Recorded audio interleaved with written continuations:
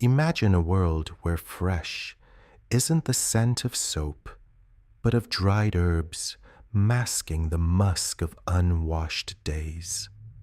In medieval England, a hot shower was a death wish, a terrifying opening of the body's gates to the invisible killers on the wind.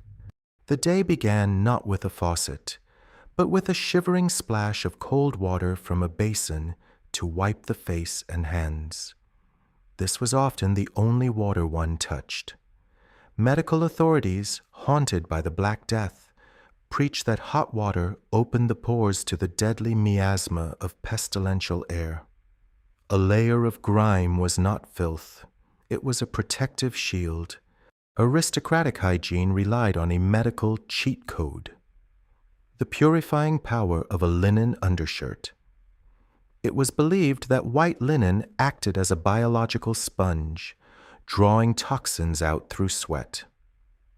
A nobleman might change his shirt multiple times a day, believing the crisp fabric was scrubbing him clean. A white linen collar became a status symbol, a declaration that you were wealthy enough to be clean without getting wet. Dental hygiene was a gritty affair, involving a rough cloth dipped in abrasive salt or crushed bone to scrape away decay. A rotting tooth was blamed on a toothworm, and the cure was a barber surgeon's pliers without anesthesia. The air, consequently, was thick with perfumes and spices, masking the unavoidable reality of an unwashed population.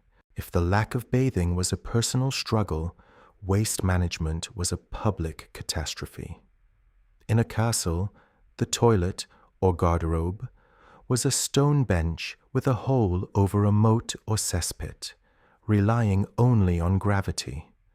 In a bizarre twist of ingenuity, nobles hung their velvet robes in these chambers as the pungent ammonia fumes from the waste killed fleas and moths. In a city like London, the situation was terrifying. The common people used buckets or pits, often emptying them into the open gutter.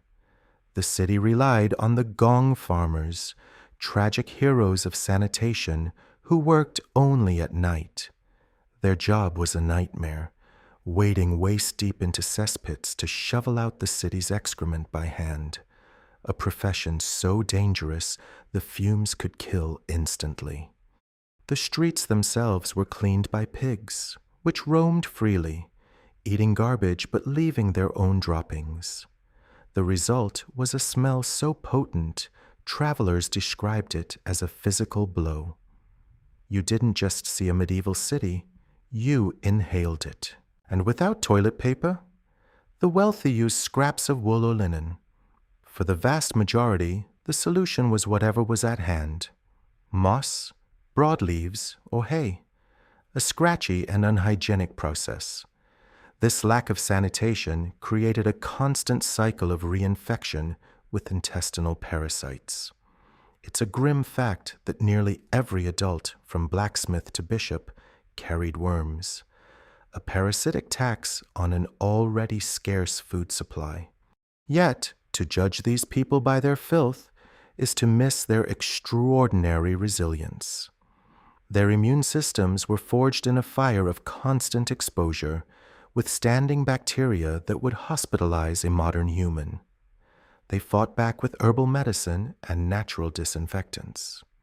They were not dirty by choice, but constrained by the hard technological limits of their time.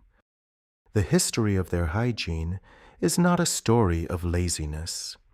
It is the history of a desperate battle against their own biology, a battle for survival where cleanliness was the ultimate luxury, bought with the hardest labor imaginable.